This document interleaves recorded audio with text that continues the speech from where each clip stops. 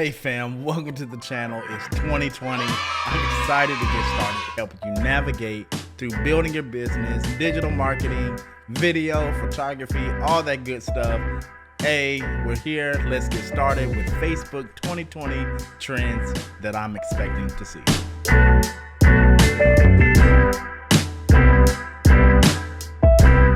So, how are you going to navigate through the complex waters of Facebook marketing this 2020? Let's look into a few ways Facebook may change in 2020 for advertising and some of its trends. To get this conversation started, we have to understand where we started the end of the year out and how that's moving into the new year, in particular for paid marketing. First off, Facebook's ad costs have went up 90%. In particular, that rises within the CPMs. The CPM is your cost per 1,000 impressions, or your cost for each 1,000 views your ad gets. This trend could get exceedingly worse as we approach these election times, depending on if Facebook decides to block the political ads or not. But at the recording of this video, it seems like that might be something that they're not going to worry about. But hey, we'll see. Either way it goes, Facebook advertising is currently increasing in cost. So that's something of a trend in itself for 2020 that I just want you to be mindful of. So if you are seeing a little bit of a difference in the output that you're getting from Facebook marketing, it might be time to increase your budget, increase your creative, so that the people that do see your advertisements want to engage with you quicker. So keep that in mind as trend number one, rising Facebook ads in 2020, which is pretty much a given year over year. Moving along, optimization methods are going to become key to better ad performance. There'll be more focus on multiple placements, automatic buying methods. This is similar to what the gurus of paid digital marketing did, or Google did in the earlier days. Machine learning is going to replace some of the manual optimizations of an account, creating better performance. Machine learning is going to replace some of the manual optimizations of an account, creating better performance. There are going to be things like dynamic ad formats to even further this into a better ecosystem of creating ads and building campaigns within the Facebook network. Some of these dynamic ad formats, because they're so personalized, already shown a 34% increase on return on ad spend rates. Speaking of ad formats, augmented reality will be a nifty tool for marketers to use.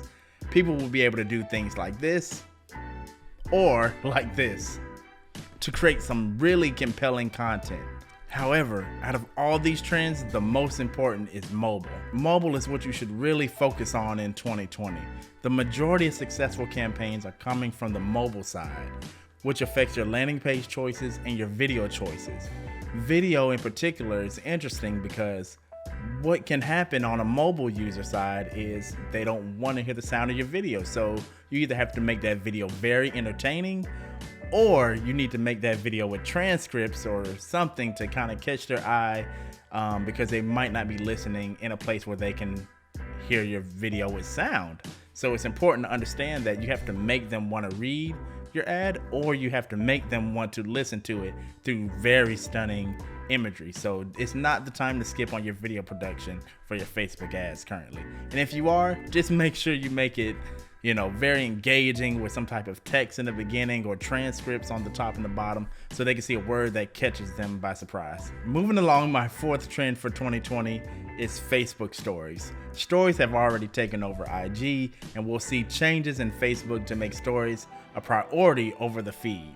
Speaking of the feed, the last trend of 2020 is going to be within the Newsfeed. Groups have already started to take over more of your news feeds if you're a part of them. That's why it's important to be a part of groups that are connected to your interests, that's connected to your customers' interests, so you can build a broader community.